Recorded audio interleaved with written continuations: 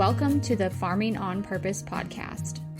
Today's challenges in agriculture are new, but the grit and determination required to be successful have been handed down for generations. On the Farming on Purpose podcast, we preserve the ag heritage and traditions we built our identity on while pursuing the American dream of multi-generation farms that innovate for the future. Listen along as we share stories of how farmers and ranchers are building legacies, both in their business and their character, for the sake of those they'll pass the reins to. I'm your host, Lexi Wright, and I'm excited to talk with you about the financial, generational, and production challenges facing producers in the ag industry today.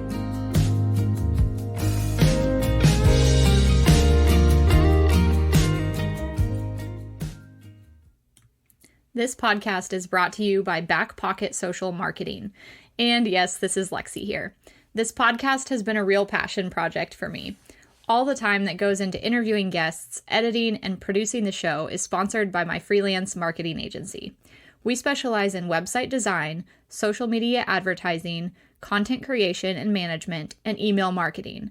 If you like to take a foundational approach to your marketing and figure out exactly what's working for you and what's not, and really focus on efficiency, then you would be a great candidate to work with us. You can reach out and talk with us more at lexi@backpocketsocial.com.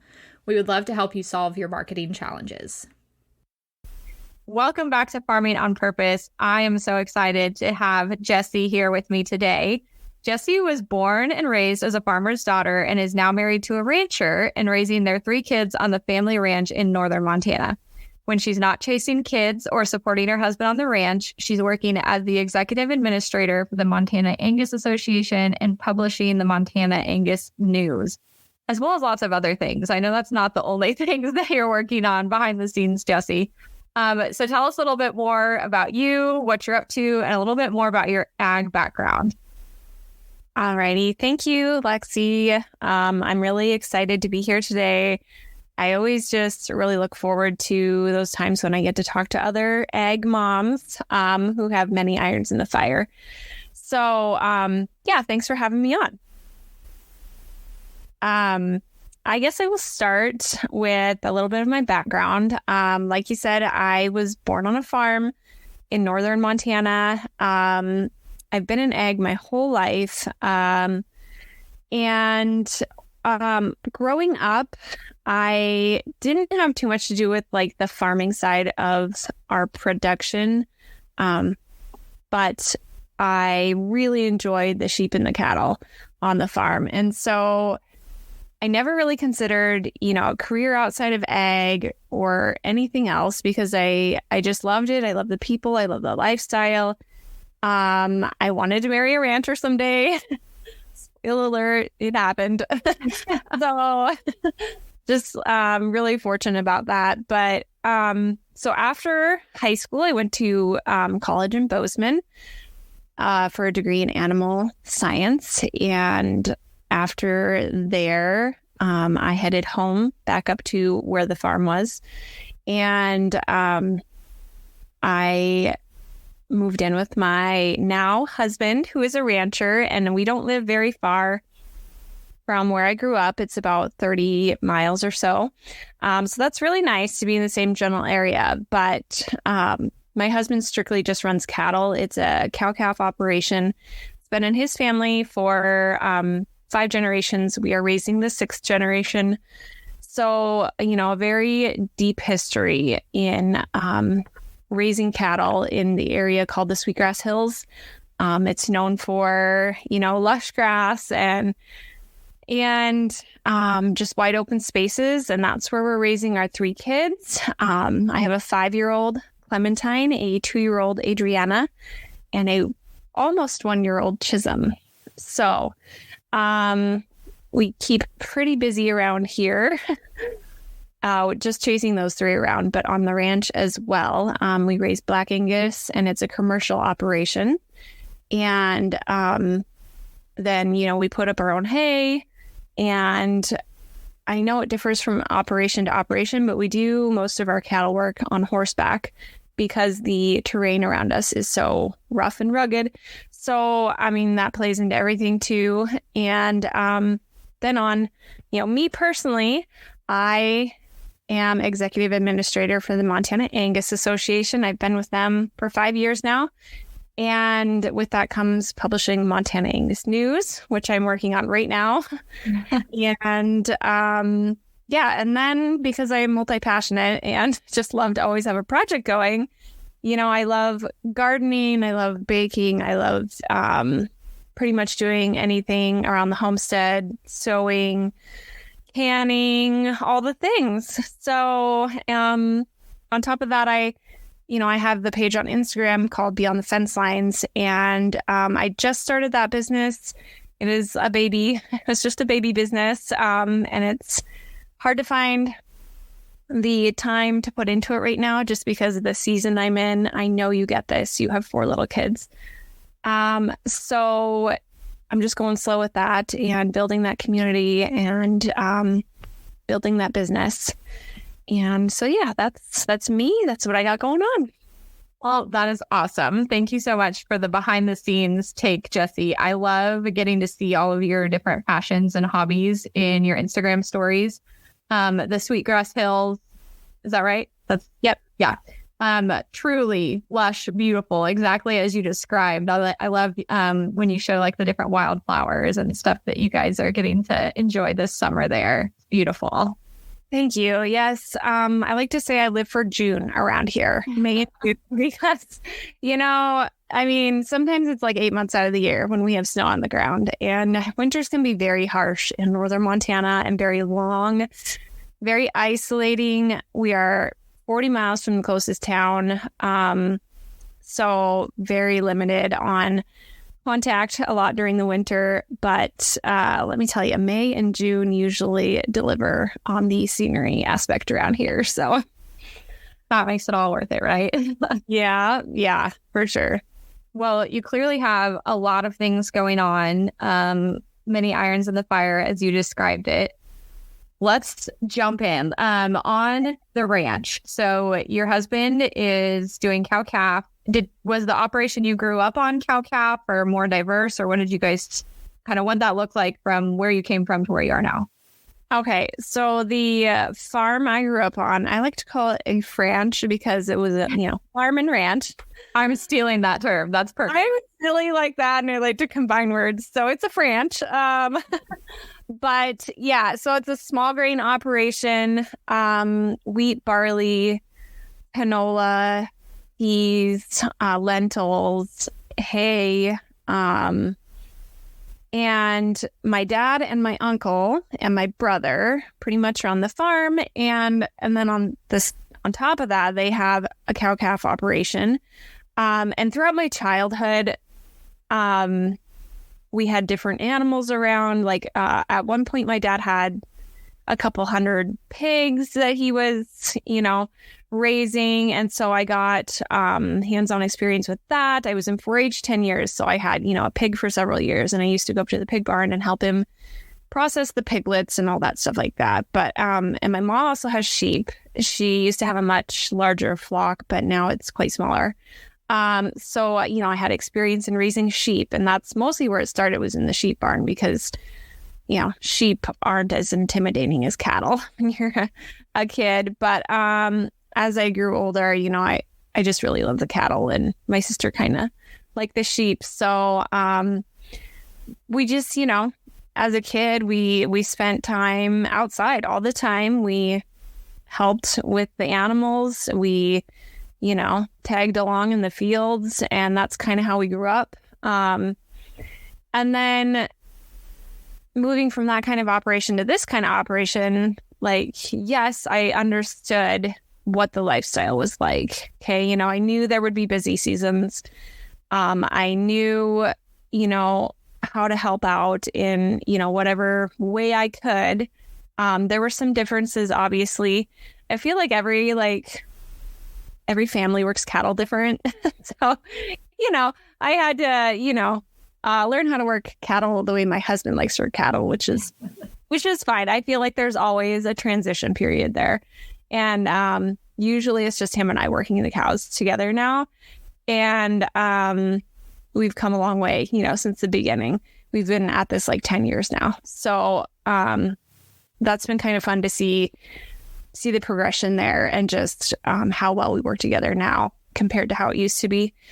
And where I grew up, we were in a much, I wouldn't say more populated because it's still very rural, but we had a lot of neighbors around, and we only lived 15 miles from town. And so there was a lot more community, it felt like, growing up. And where I live now is much more isolated, and it doesn't feel like there's as much of a community. And so that was a big change. And another thing that was different is I was used to having family around all the time. My grandparents lived just north of us. My aunt and uncle lived just north of us.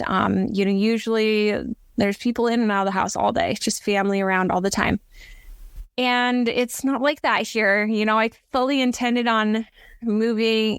When I thought about what married life would look like, I thought I would marry into a ranch or a farm that had multiple generations on the operation, but it wasn't like that. And so that was kind of hard to get used to, especially after I had kids. That is a big shift when you kind of grow up in agriculture and you get used to how it's done in your family. And then you join, like you said, a different style of operation with people who work cattle differently, maybe have a little bit different living setup. It's just a lot to get accustomed to. But being at it 10 years, you learn a lot. So I feel like you probably got some stories to share there. With you guys being more isolated now, what's your kind of day-to-day role look like as far as the ranch side of things goes? And then do your kids get to come along for all of those adventures? How does that go? Okay, so, it's looked different at different seasons of motherhood, of, from 1 kid to 2 kids to 3 kids. Before I had kids, I worked from home in a different job. I used to be with the Montana Wool Growers Association, pretty much doing the same job. And so that job allowed me to help my husband on the ranch whenever he needed me, and still get my work done. And there was a lot of freedom in that. But once kids come along, it changes. And when I had my first daughter, I had a lot of anxiety about bringing her out on the ranch. And, it was a huge switch for me because I was outside a lot helping. And then I went from that position to pretty much just being housebound all the time because I didn't feel comfortable taking her out. And my mind raced with all the what ifs. What if she gets cold? What if she gets hungry? What if she cries and I can't, get her, soothe her because of the situation we're in or whatever, So, but, as you become, the longer you are a parent, the more comfortable you get. I feel way more comfortable taking 3 kids out on the ranch now than I did with 1 kid. And this calving season was kind of the first experience with that. The calving season started out like with us helping my husband a couple times a day, whether it was in the barn or getting the cows in at night, and all the kids came along and it worked really well. But at the very first day of the second cycle, we only had like 35 head left or so, but my husband broke his ankle and things changed real fast. So with that, we switched places essentially. For the first week of him being in a boot, he stayed in the house with the kids and I fed the cows. I did all the barn chores. I rode through the cattle. I doctored the calves. I did it all. And it was, wow, it was eye-opening to say the least. And I feel like things have changed a lot since then, in terms of, how often we take the kids out and how much we can do with them riding along. It's honestly like astounding how much we can get done with them now out with us, and just how well they are at going along now. Obviously, I went out and I took them out beforehand, but never to the extent of the way we did during the end of calving season. After about 5 days, my husband could not stand house life anymore. And he told me, I'm getting up in that tractor, and if you can open gates for me, we'll make it work. So it just really made us all like hunker down and work as a team like we've never had to before. I mean, I'm just incredibly proud of my kids for being able to go all day, every single day for like 3 weeks, out in the cold, out with the cows. Like, we made it work, and they did so well. And so it just really kind of proved to myself that I could do it, you know? And a lot of things changed then for us. So, wow, that is one of those things you don't ever see coming. And then when it does happen, it is like all hands on deck.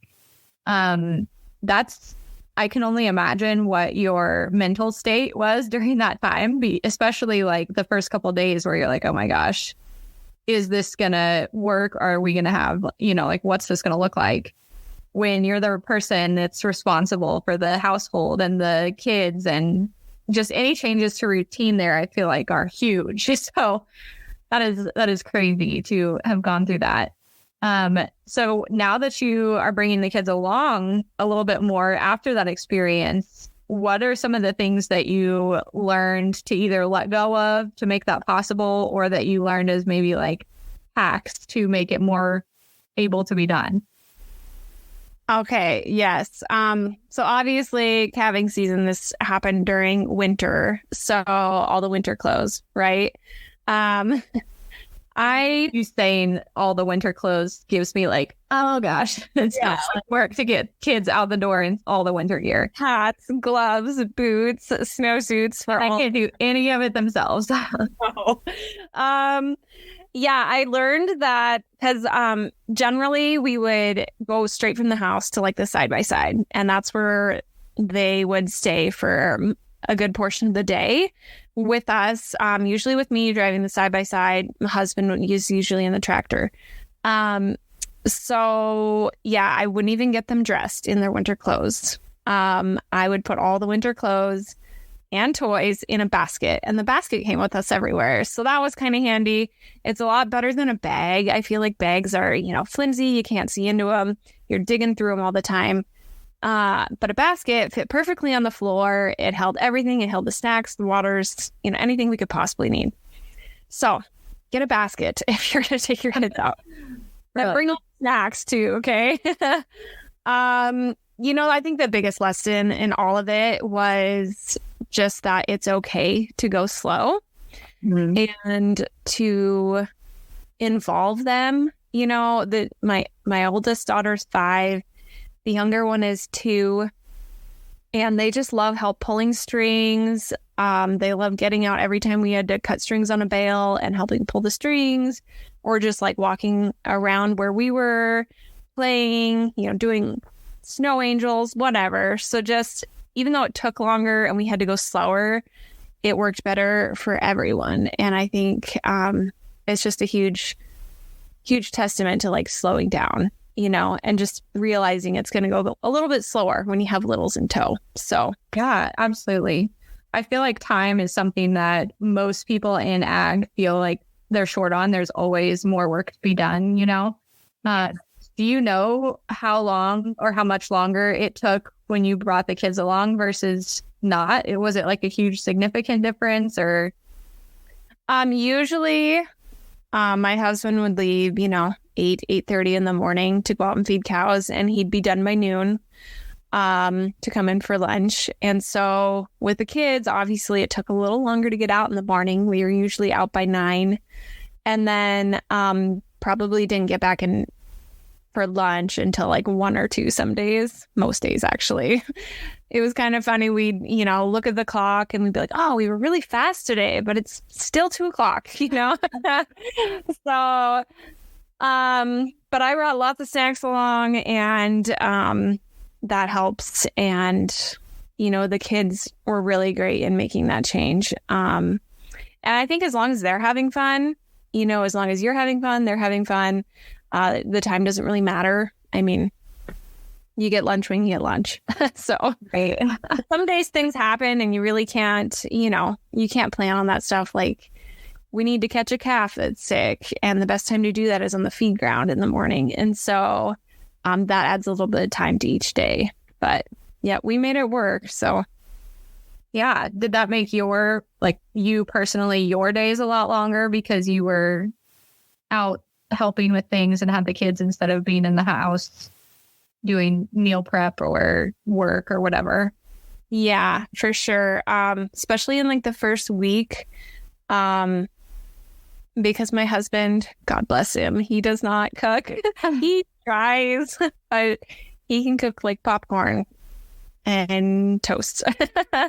And so I am like the sole meal provider at our house. And plus, he had a broken ankle and I didn't want him up all the time. I knew he would be up a lot because the kids are, they need things. But I wanted to make his life as easy as possible so he could heal. And so, I was still trying to like get all the meals done and prepared. Like, hey, this is what's for lunch. This is what's for dinner. It's all in the fridge, these are snacks. And I was just trying to keep on top of all that at the same time. So it was a lot. It was a heck of a lot for 1 week. But then like once we were able to both go outside with all the kids, it just seemed like it got easier as time went on and we kind of fell into a routine. Yeah. So that kind of leads into a good next topic. I think, is this fair to say that you really enjoy cooking and baking and all of the meal prep? Yes. You know what? That hasn't always been the case, though. I was that kid growing up who spent more time in the barn than the house. And I wasn't inside a lot. Yes, my mom is a good cook, but I don't feel like she really taught me a whole bunch of cooking things. And I can follow a recipe. And so I just kind of went with it. But it's been in the last couple of years that I've really started to enjoy it and, kind of expand my knowledge on, baking and cooking techniques and whatever, and kind of get out of my comfort zone a little bit. It was about, 7 or 8 years ago when my husband found out he had a gluten sensitivity. And up until that point, we were eating a pretty processed food diet, to be honest with you, which, if Hamburger Helper and all those things are your jam, it's, I'm not offended by that, but it's just, I realized how unhealthy it was for us. And so that gluten sensitivity diagnosis forced me to learn how to cook, essentially, and learn how to cook gluten-free on top of that. So for several years, I cooked gluten-free, and that taught me a lot. And in the last year, we switched to an einkorn flour, which I don't know if you know what that is, but it has a really weak gluten, and a lot of people with gluten sensitivities are able to tolerate einkorn flour. It's like an ancient grain, the most ancient kind of wheat, and it hasn't been hybridized. Is that the word? Yes. And so that's what I've been using in the last year, and I've really come to enjoy it. And it just makes me want to spend more time in the kitchen. I like actually crave kitchen days now where I can just, get all these things going in the kitchen all day. So it's been really fun, actually. And then along with that, like my girls are old enough to help me cook too. And so they've been in the kitchen a lot more now. And it's just really fun teaching them those things. And I'm looking forward to, helping them learn how to cook as they grow older too. That's awesome. That's a skill that I feel like is just so underutilized, undertaught, that makes a huge difference for people who don't want to necessarily rely on frozen foods and processed things to even have the option to have a different diet. You have to have those skills. So that's awesome. What do you enjoy most about cooking? What's been kind of the big things that you've learned along the way as you've kind of been teaching yourself since this gluten sensitivity thing came about? Yeah, I think the fun thing is just trying new recipes and seeing how they turn out. Because growing up, I was a science kid. I love science and experimenting. I say like gardening is an experiment every year, but so is the kitchen, honestly. And so like finding a recipe and everyone like looking forward to how it's going to turn out, or like just being able to, you know, make people happy with food that I cook for them. I think that's been the most enjoyable part. But yeah, just like finding a recipe and really nailing it is makes me feel good. Yeah. Are there any systems that you've developed, since I know you do a ton of things homemade, like you're not relying on frozen foods or processed foods on a regular basis as much as you can, right? Right. So I've tried to switch a lot of things over to from scratch cooking, just because I know it's cheaper for us. I know it's healthier for us. And, you know, I'm human, and I'm a busy mom, and I cook 3 meals a day. So we still eat things like chicken nuggets. Okay. And I'm in a season where I just don't have time to make bread. So I don't, you know, I haven't figured out how to make those things, but pretty much everything else is homemade. And right now, it's funny you ask, because I've noticed like you doing this as well, like trying to batch cook and trying to make things in the kitchen simpler, even if you do cook everything from scratch, homemade. And so right now I'm trying to like figure out some systems on how to make things easier for us. We eat a lot of the same foods for breakfast, like muffins, pancakes, waffles, etc. And so I'd love to start working on some like baking mixes where they're already mixed up, and I can just, you know, grab a couple of cups of this baking mix and make pancakes real quick. Just to kind of simplify that process, you know. And then, you know, getting a bunch of meat cooked up and throw it back in the freezer for other meals. You know, when I cook a roast, the leftover goes to enchiladas. Or the other day I took a beef tenderloin out, and, you know, they're huge. Well, that made like several meals for the whole week, honestly. And so just trying to, you know, capitalize on some of those things that save time has been really helpful lately.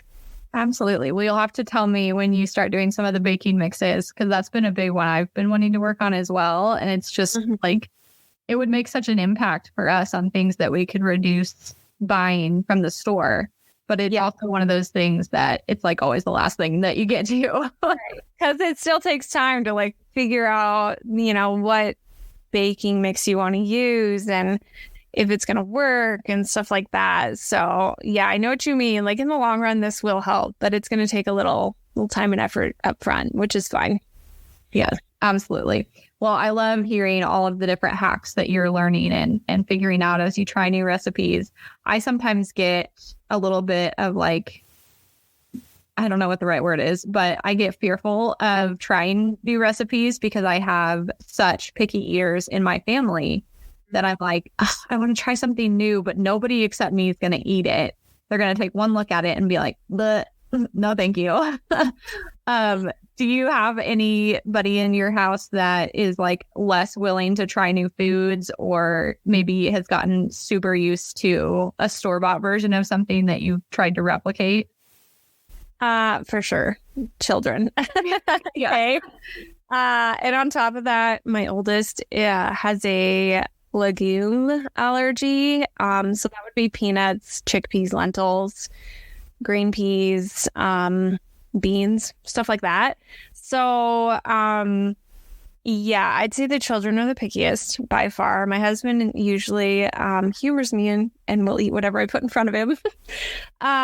But, you know, there has to be a realization that if your kids are used to the store-bought version of something, it's going to take some time for their taste buds to adjust. I've seen research that says it takes like 100 times of them for them to be exposed to a food, for them to even try it sometimes.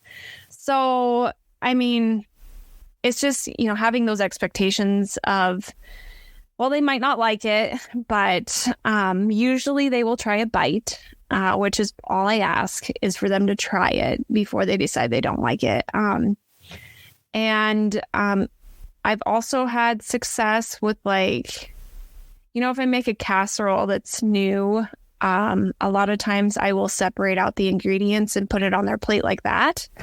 Like instead of unstuffed pepper casserole for them, just in one, scoop on their plate, maybe separate out the meat and from the rice, from the veggie. Deconstructed. Yeah, so they can maybe get a taste of it or just pick what they want from the meal. And eventually I hope that, they will come to enjoy the flavors together. But those are just some of the things I've learned. Also, it helps when they cook with you. Because they see like what goes in it and, maybe it's not so different than I think, and so they're more willing to try it, especially the oldest one, when they help cook it, which is nice. That's helped too. So yeah, I definitely have little picky eaters over here on in my house too. And it was really hard for me to kind of branch out with cooking and baking new things to begin with, because gluten-free flour is super expensive, and einkorn flour isn't as expensive as gluten-free, but it's still really expensive compared to like your unbleached white flour that you'd find on the grocery store shelf. And so I had a hard time making those new things because I thought, if they don't like it, I'm just wasting money and wasting flour and I got over that. And, we tried the best we can. So maybe if I do try something new, I don't make, the full recipe or a huge batch until I know that everyone enjoys it or will get eaten by someone. Yeah. Test batches. That's good. Yeah. Well, we've covered a lot of ground already, but I feel like the theme for most moms is trying to manage all of the things. You've got a job, you've got ranch life, you've got cooking, you've got house stuff, you've got kids. What are some of the things that you're doing to manage it all or work towards managing it all? Yes, I don't ever believe I will find a true balance to all of this. But I am trying to figure out what routines, what systems work best for us, because it's a lot to manage. Okay, like I'm a ranch wife, so I like to help on the ranch from time to time, and I also manage the house. I do, I cook 3 meals a day most of the time if we're not eating leftovers, and I have a big garden, and summertime it comes with the yard, mowing, and children. And then I have a job, on top of that. So what I've found success in recently is batch working. So, on Sunday, it's my laundry day, and I do all the laundry on one day. You know what? I didn't think it would work, but it really works. Then I don't have to worry about it the rest of the week. I tried the whole like 1 load a day, and then 2 or 3 days would go by and I would forget, and it just didn't work. So having 1 laundry day where I do all the laundry is working so far. And then, I have also on Sundays, I meal plan. I haven't quite gotten as far as meal prepping, which I know, I could do better on.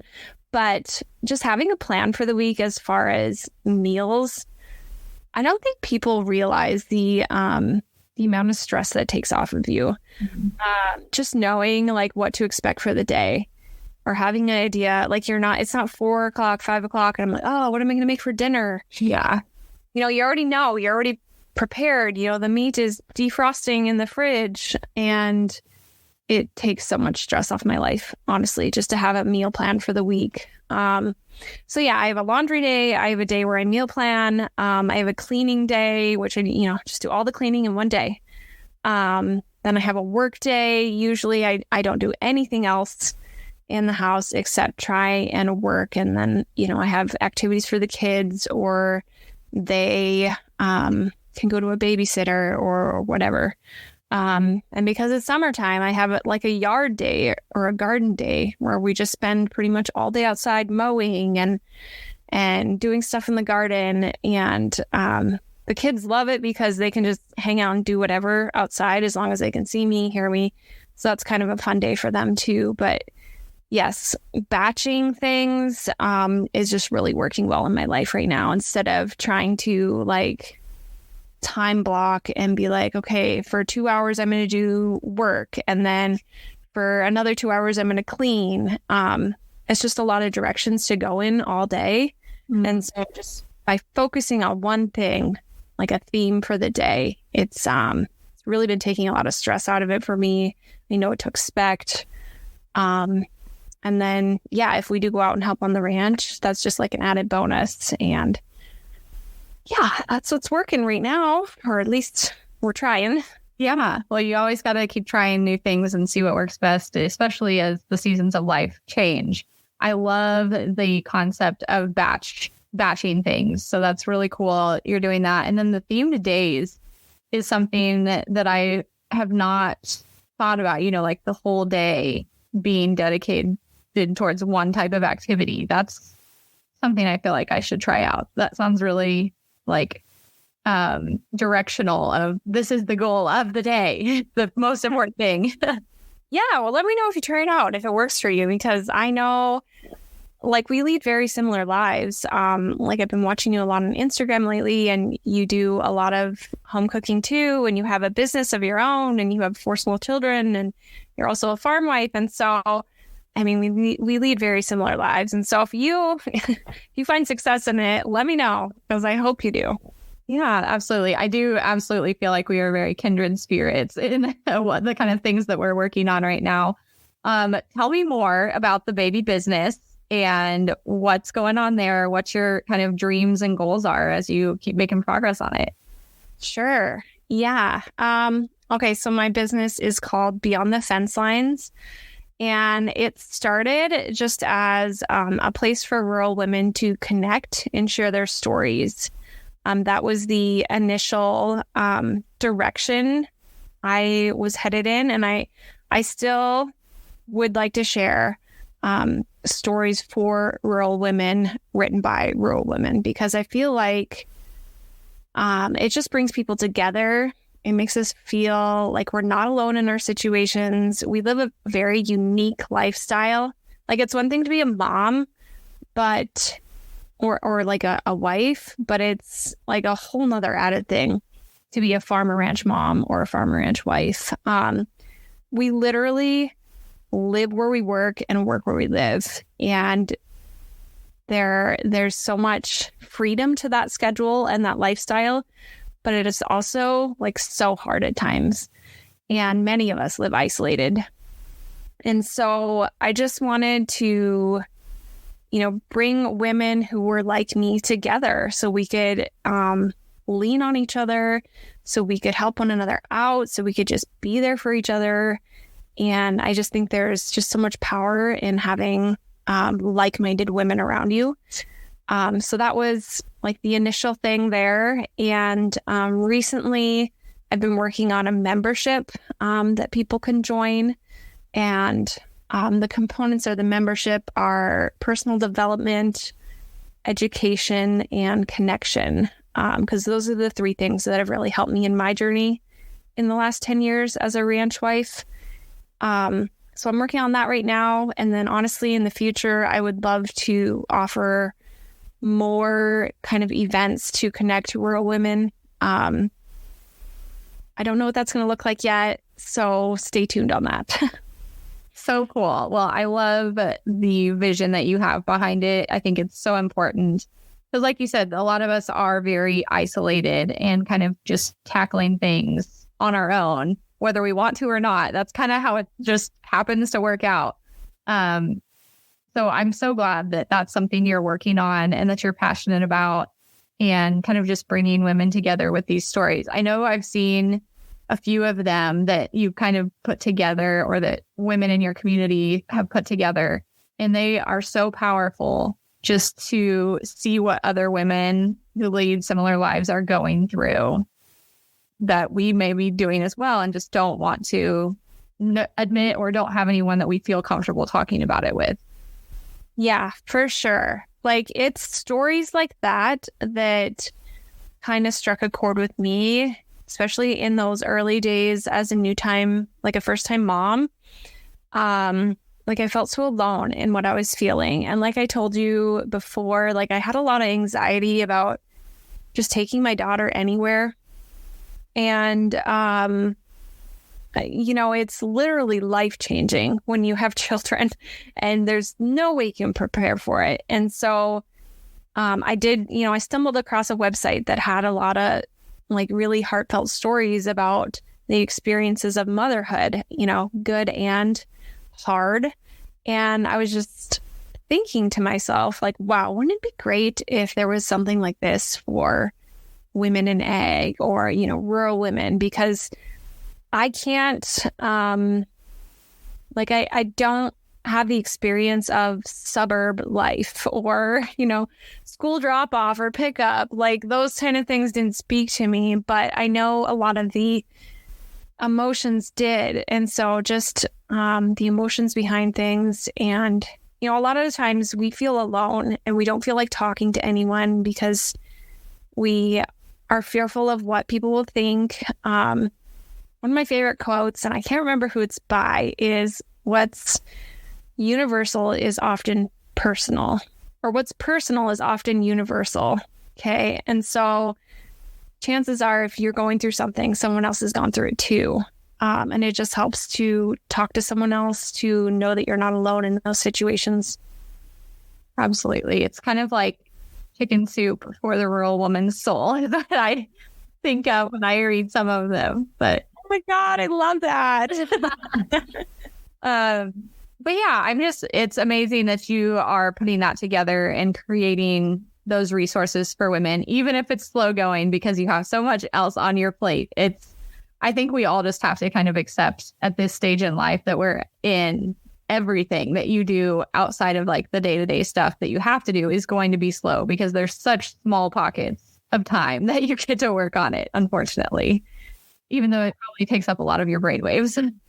Yes, it's constantly there and I'm constantly thinking about it, but it's just, you got to think about what is most important right now in life, and that is raising the tiny children, raising the little babies.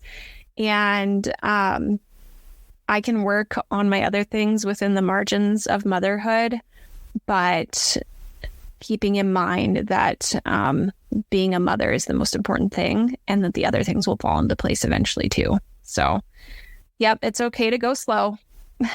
Yeah. And it, like you said, they'll fall into place eventually. I think it's hard to remember that when you're in the depths of motherhood or a harder season, because it feels like this is the way it's always going to be now. I'm never going to have anything other than what it is right now. So it's good to see like people like you who are, you said the change from 1 kid to 3 kids is huge. Just how different life becomes in such a short period of time once you get over some of those big humps that might be challenging or might make life like this all consuming of this part of motherhood. For sure. When, when you first become a parent, like you think it's always going to be that hard, but, and it is always hard being a parent. I'm not saying it's any easier, but I just feel so much more confident in my abilities as a mother now and in my abilities to take the kids out on the ranch with us, because that is not easy in itself. And it does get easier in that aspect as you become, adjusting to motherhood, and as they become older, it just gets a little bit easier in that way. We know that we are done having children. And so it's amazing how fast we're like moving out of that stage of life. And it's almost too fast.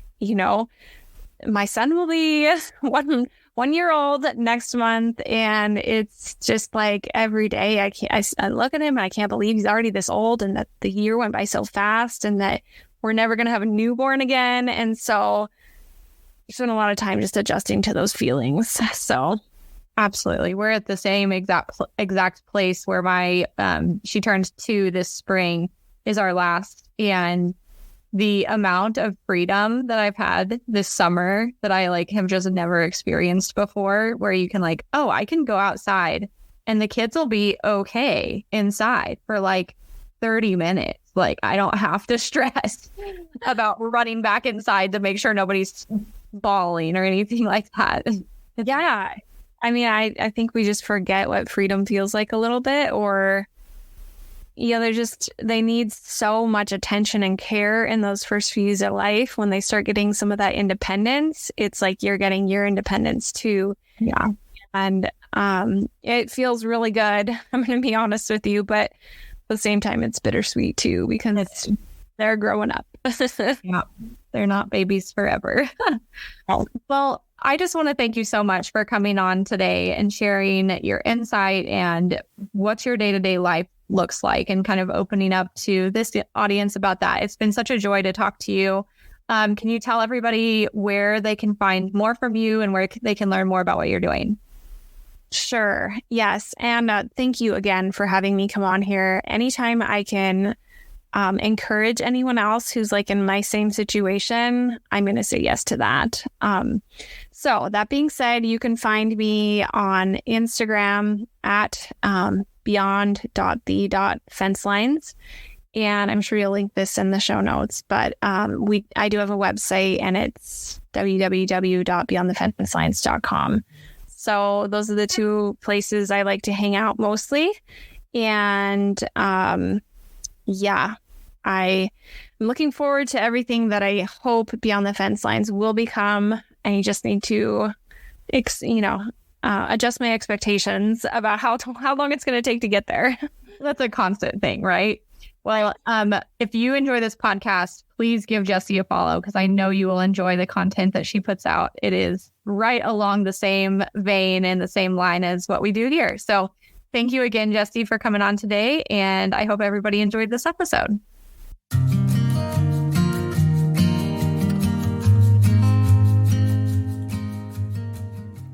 Do you know someone building their ag legacy or with stories of yesteryear on the farm that need to be shared?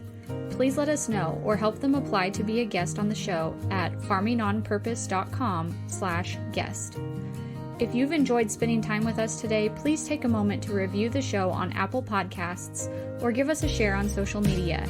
You can follow the host of Farming on Purpose, Lexi, at Farming on Purpose on all social media. And let us know what topics you want to hear more about.